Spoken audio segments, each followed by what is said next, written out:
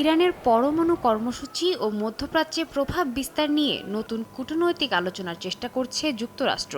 এরই প্রেক্ষিতে চলতি বছরের 12ই ফেব্রুয়ারি ট্রাম্প পুতিন ফোনালাপে ইরান বিষয়ে যুক্তরাষ্ট্রকে সাহায্য করতে রাশিয়ার কাছে প্রস্তাব রাখেন মার্কিন প্রেসিডেন্ট ডোনাল্ড ট্রাম্প। পরবর্তীতে মার্কিন পররাষ্ট্রমন্ত্রী মার্কো রুবিও এবং রুশ পররাষ্ট্রমন্ত্রী সের্গেই লেভরভ সৌদি আরবে এক বৈঠকে এ বিষয়ে আলোচনা করেন।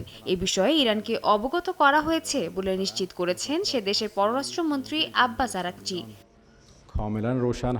মঙ্গলবার রুশ গণমাধ্যম ইন্টারফ্যাক্স জানায় এ বিষয়ে আলাদা একটি বৈঠকে বসবে ওয়াশিংটন মস্কো। যদিও সংশ্লিষ্টরা জানান এর মধ্যেই মধ্যস্থতাকারীর ভূমিকা নিতে রাজি হয়েছেন রুশ প্রেসিডেন্ট ভ্লাদিমির পুতিন। এ অবস্থায় রাশিয়ার এই নতুন ভূমিকায় ইরানের প্রতিক্রিয়া কেমন হবে তা এখনও অনিশ্চিত। হোয়াইট হাউস কর্মকর্তাদের দাবি রাশিয়া নিজেই মধ্যস্থতাকারীর ভূমিকা নিতে আগ্রহ দেখিয়েছে এবং আলোচনা এখনও প্রাথমিক পর্যায়ে রয়েছে।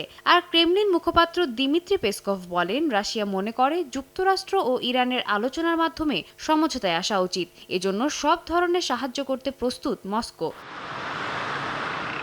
ইরানের পরমাণু কর্মসূচি বিষয়ক আলোচনায় রাশিয়ার সম্পৃক্ততা বিষয়ে প্রশ্ন করা হলে ইরানের পররাষ্ট্র মন্ত্রণালয়ের মুখপাত্র জানান এমন গুরুত্বপূর্ণ একটি বিষয়ে আলোচনায় বিভিন্ন দেশ অংশ নিতে চাইবে, এটাই স্বাভাবিক। তবে ইরানের অংশগ্রহণ এবং সম্মতি ছাড়া কোনো সিদ্ধান্ত গ্রহণযোগ্য হবে না বলে জানান তিনি। বাইডেন প্রশাসনের পর ট্রাম্পের দ্বিতীয় মেয়াদেও ইরান বিষয়ে দ্বিধা বিভক্ত নীতি অব্যাহত। একদিকে সর্বোচ্চ চাপ নীতি অনুসরণ করছেন ট্রাম্প, অন্যদিকে বলছেন নতুন পরমাণু শান্তি চুক্তির কথা। কিন্তু বিশ্লেষকদের মতে ইরানের সর্বোচ্চ নেতা আয়াতুল্লাহ খামেনি এই আলোচনার সম্ভাবনাকে একরকম উড়িয়ে দিয়েছেন। এ অবস্থায় ওয়াশিংটন তেহরান সম্পর্ক জোরদারে রাশিয়ার মধ্যস্থতা রাজনৈতিক সমীকরণ পাল্টে দেবে বলে ধারণা বিশ্লেষকদের। সাদিয়া তাসনিম, সময় সংবাদ।